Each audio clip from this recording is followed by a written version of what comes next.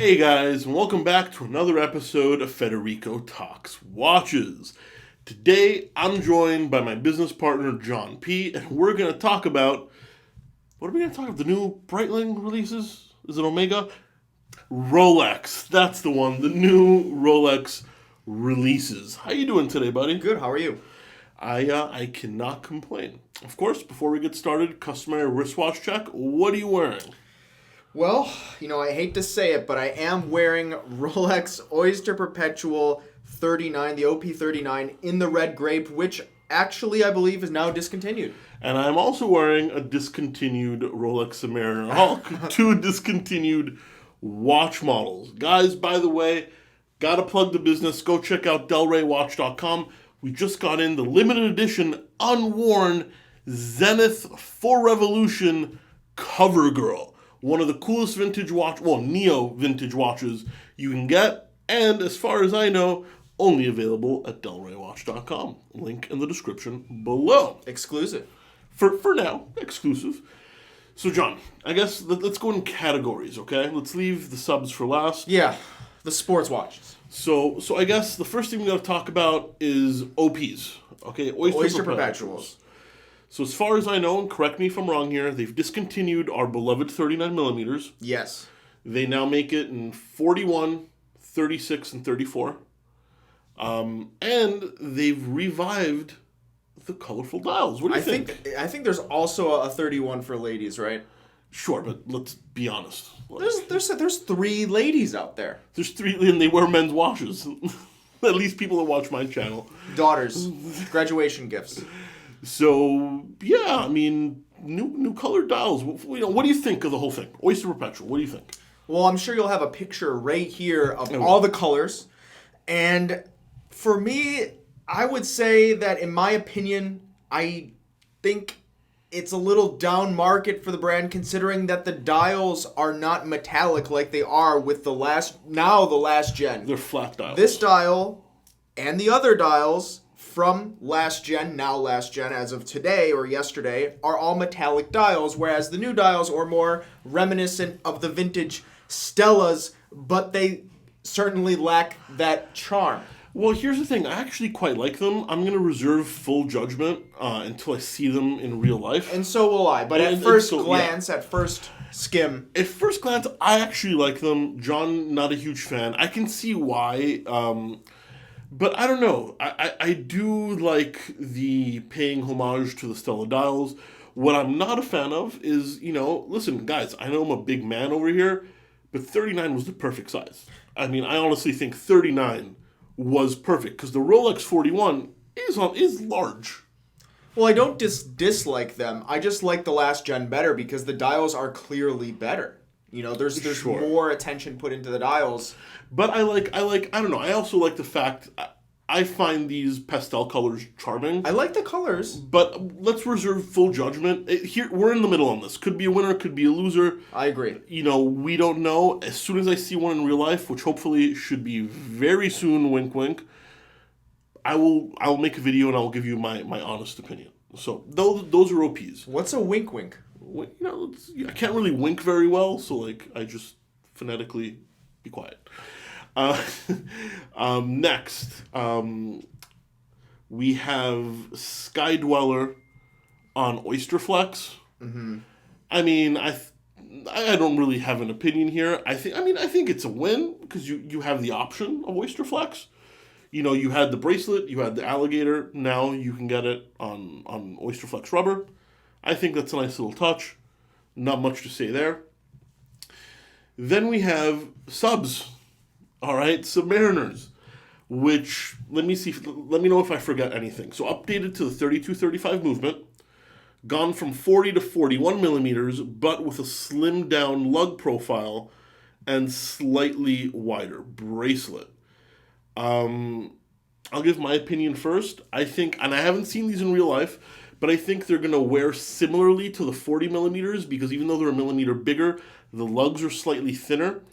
The wider bracelet scares me. I hope they keep 20 millimeters instead of 21.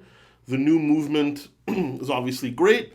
And of course, you've got the new Kermit, which they call the Cermit, the ceramic Kermit, and a white gold Smurf without the blue dial, so blueberry.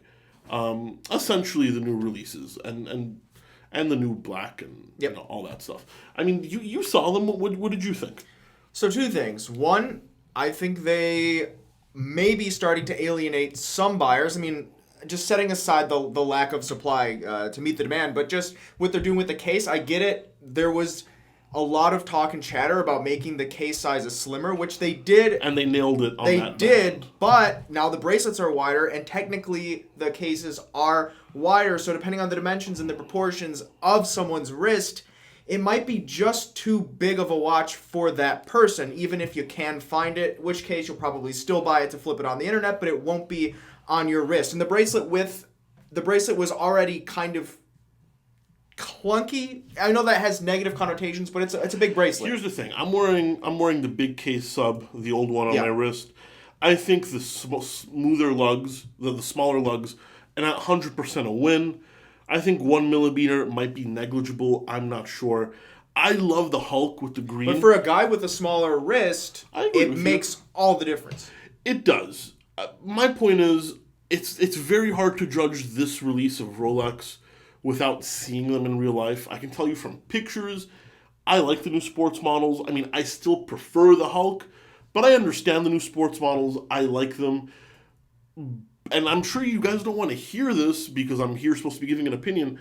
It's really hard to give an opinion about these changes without particularly seeing them. Well, we can talk about the movement because no one's going to look at the movement except for the pictures. And I think that the movements that they put into these subs now is actually just based on the movement that was already in the Pearl Master as well as the Skydweller. So this was going to happen anyway, and it has a power reserve that's, I believe, almost double. I think it's a 70-hour power reserve, whereas before it was only rated at 48, but some would say it would go 50. So there's a substantial increase in power reserve, which they had to do because Omega Seamaster, a $4,000, $5,000 retail watch, $3,000 with discount, was beating Rolex at their own game, and now they kind of pushed the bar, and I think they're still 2 hours short, but it says Rolex and not Omega on the dial. Sure, and you also got, the escapement is beautiful, and I don't know. You can't see it, though.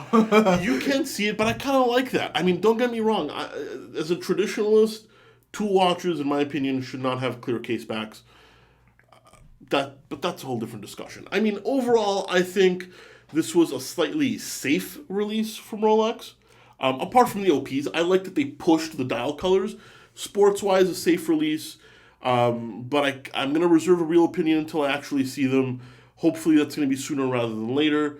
But yeah, I mean, that's me wrapping it up. You have any closing words? Yeah, I mean, I know based on the chatter in the comments and some of the forums that some watch collectors were a little disappointed that nothing was done outside of kind of that ultra high demand category. Like the Submariner, Rolex is known for that. And the Oyster Perpetual would be a watch that people would just have to buy because that's all that they possibly could see on the shelf, so it was more entry level. But they did nothing really in terms of Daytonas or Explorers or Datejust or anything else for that matter. And I think a lot of collectors wanted to see a little bit something to be done. I mean, the Explorer nothing's been done to that a long time, both Explorer and the Explorer 2. Mm-hmm. The Datejust, no new colors, but they brought it into the OP.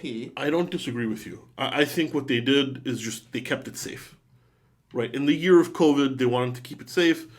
Not that Rolex is really a brand that pushes the envelope ever. They're iconic, but they're not exactly trailblazers. But they also did not discontinue anything else that I know of. Besides the Hulk and the Smurf.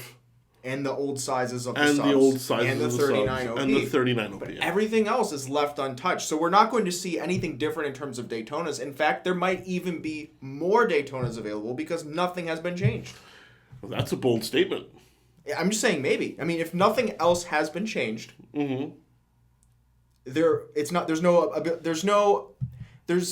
going to be discontinued. So the model still exists. Sure. It's still going to be shipped out. No, I get it. Just still a bold statement. But the Hulk, on the other hand,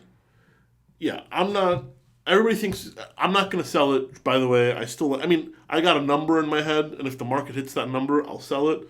But as of right now, I like it way too much. Anyway, guys, short little recap on the Rolex releases. Me and John will be back once we see these in person. Once again, hopefully sooner rather than later. We'll give you our in-the-flesh opinions, maybe even shoot a video there if they let us. But in the meantime, thank you so much for staying tuned. Don't forget to subscribe to John P. on YouTube. Link in the description below. And I'll catch you guys in the next one. Take care.